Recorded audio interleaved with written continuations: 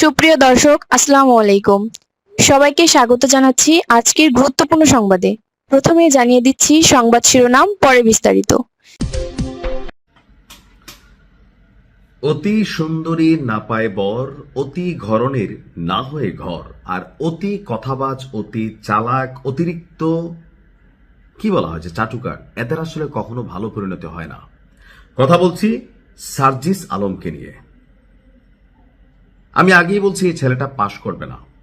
জামাতের এত শক্ত সাপোর্ট থাকার পরেও পঞ্চগড়ে ফেইল করেছে সার্জিস আলম। জনগণ তাকে প্রত্যাখ্যান করেছে।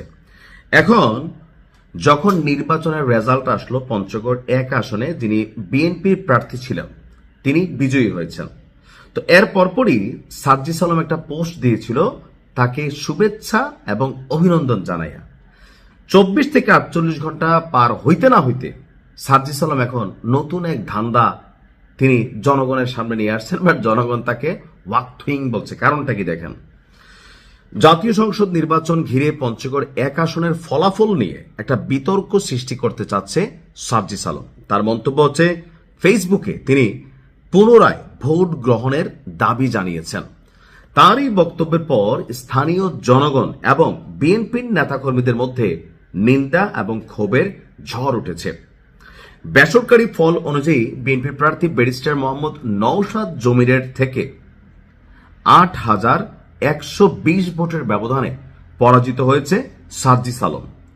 যখন ফলাফল ঘোষণা হয়েছিল, জেলা রিটার্নিং অফিসারের কার্যালয়ে বিএনপি প্রার্থী নওশাদ জমিরের পাশেই বসা ছিল সার্জিস আলম। তো রেজাল্ট তো তার সামনেই ঘোষণা হলো, 2টা প্রার্থী এখানে ছিল। ফলাফল ঘোষণার পর বিএনপির প্রার্থীকে তিনি অভিনন্দন জানান যে ভাই কংগ্রেচুলেশন, আপনি জিতছেন। তার এই বার্তাকে তখন উপস্থিত এবং এলাকাবাসী যারা ছিল, অন্য দলের নেতাকর্মীরা ছিল বা দেশের জনগণ যারা সার্জিসের ফলোয়ার আছে, সবাই মনে করলো যে এটা রাজনীতিতে নতুন ধারা শুরু হয়েছে এবং অভিনব প্রশংসিত হয়েছিল। অর্থাৎ যেখানে নর্মালি আমরা কারচুপির অভিযোগ করছিলাম বিভিন্ন জায়গায়, সেখানে সার্জিস যখন তাকে প্রশংসা করলেন যে ভাই কংগ্রেচুলেশন, পজিটিভলি ছিল। কিন্তু আপনার কয়েক ঘন্টা পরেই সোশ্যাল মিডিয়ায় আপনার নির্বাচনী প্রক্রিয়া নিয়ে ফের প্রশ্ন তুলেছে সার্জিস আলম। তার পোস্টে তিনি বলছেন জনগণের রায় তিনি সম্মান করেন, কিন্তু কয়েকটি কেন্দ্রে অনিয়ম এবং ফল পরিবর্তনের আশঙ্কা রয়েছে বলে এটা তার ধারণা, এমনকি তার কাছে অভিযোগ এসেছে। আর এ সকল অভিযোগ যাচাই না হলে নির্বাচনের গ্রহণযোগ্যতা নিয়ে প্রশ্ন থেকেই যাবে। তাই স্বচ্ছতা নিশ্চিত করতে সব কেন্দ্রের ভোট পূর্ণাঙ্গভাবে পুনরায় গণনার দাবি জানিয়েছেন। তো আচ্ছা, এরপরে আপনার সার্জিস আলম যখন প্রথম পোস্টটা দিচ্ছিলেন সেখানে কি ছিল, আমরা একসঙ্গে প্রতিদ্বন্দ্বিতা করেছি, ব্যারিস্টার নওশাদ জমির ভাইকে শুভেচ্ছা জানাতে এসেছি, জনগণ যদি এক ভোটেও এগিয়ে রাখে সেই রায়কে সম্মান করা আমাদের রাজনৈতিক শিষ্টাচারের অংশ। প্রতিদ্বন্দ্বীকে সম্মান দেখানো এবং তার খুশির মুহূর্তে পাশে থাকা আমাদের দায়িত্ব। তবে পরবর্তী সময় যে পোল্টিবাজি একটা স্ট্যাটাস দিল, মানুষের কাছে হাসির পাত্র হয়ে গেল মুহূর্তের মধ্যে সার্জিস আলম।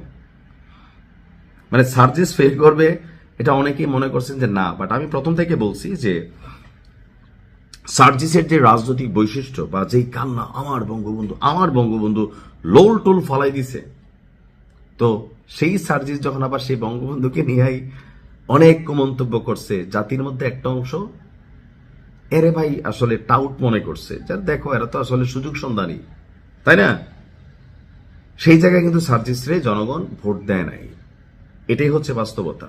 তো এই ধরনের হাস্যকর মন্তব্য না কইরা আপনি রাজনীতি করেন, ফলাফলকে মেনে নেন, বিতর্ক সৃষ্টি করে আর সরকারটারে ডিস্টার্ব করেন না, বিক্ষোভ টিক্ষোভের চিন্তা বাদ দেন, দেশকে আগায় নেন। ভালো থাকুন।